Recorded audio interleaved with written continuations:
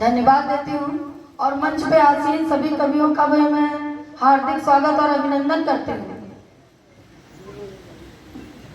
मैं माँ बीड़ा पाणी की वंदना से पहले सबसे पहले मैं आपसे दो शब्द कहना चाहती हूँ।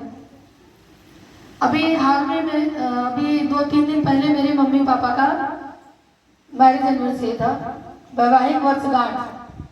तो मेरे मतलब ये दिमाग में बहुत पहले से आया कि देखिए हम लोग कोई प्रोग्राम करते हैं, डीजे और ये बहुत सारी चीज़ें करते हैं, एक ऐसी परंपरा की शुरुआत की जाए जिससे हमारी जो आने वाली पीढ़ी है वो कुछ सीखे।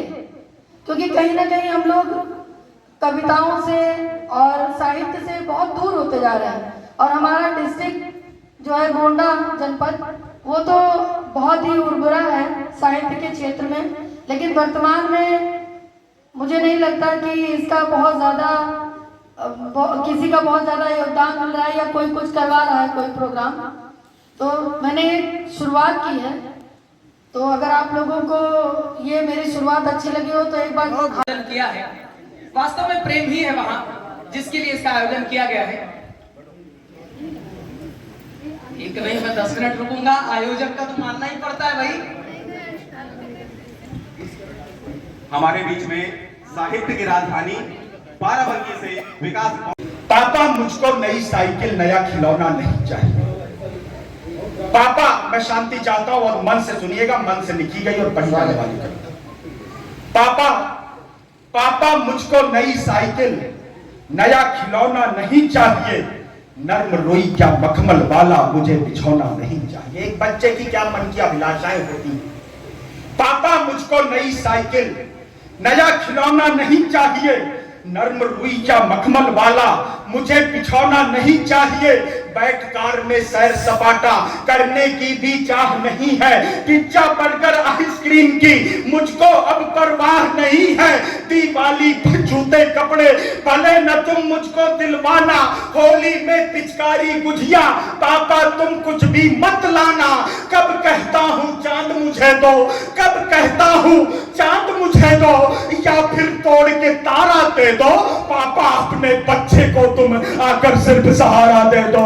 पापा अपने बच्चे को तुम सहारा दे दो। पापा अपने बच्चे को तुम आकर सिर्फ सहारा दे दो। पापा अपने बच्चे को तुम आकर सिर्फ सहारा दे दो। कल ही रात तुम्हारी लाडो मोबाइल ले खड़ी हुई थी, उसकी 3 साल की छोटी बहन होती है। एक शहीद के परिवार की सबसे सर स्टेज में जब जिम्मेदार लोग शहीद के परिजनों को एक पेट्रोल पंप और 50 लाख रुपए का चेक देकर अपनी जिम्मेदारी की तीसरी कर लेते हैं और एहसान जताने लगते हैं, तो मैं उनसे बात करना चाहता हूं, एक सच्चाई दिखाता हूं। कल ही रात तुम्हारी लाडो मोबाइल ले खड़ी हुई थी, पापा से अब बात करा दो, मुझसे जिद पर अड़ी हुई थी। कल ही रात तुम्हारी लाडो मोबाइल ले खड़ी हुई थी, पापा से अब बात करा दो, मुझसे जिद पर अड़ी हुई थी। घर में जो खुशियां ले आए ऐसी कोई राह नहीं है, मम्मी अंदर रो लेती है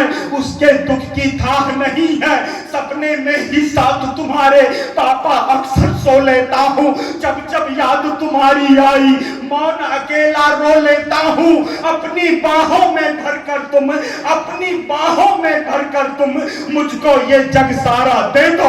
पापा अपने बच्चों को तुम सहारा दे दो। पापा अपने बच्चों को तुम बहुत शानदार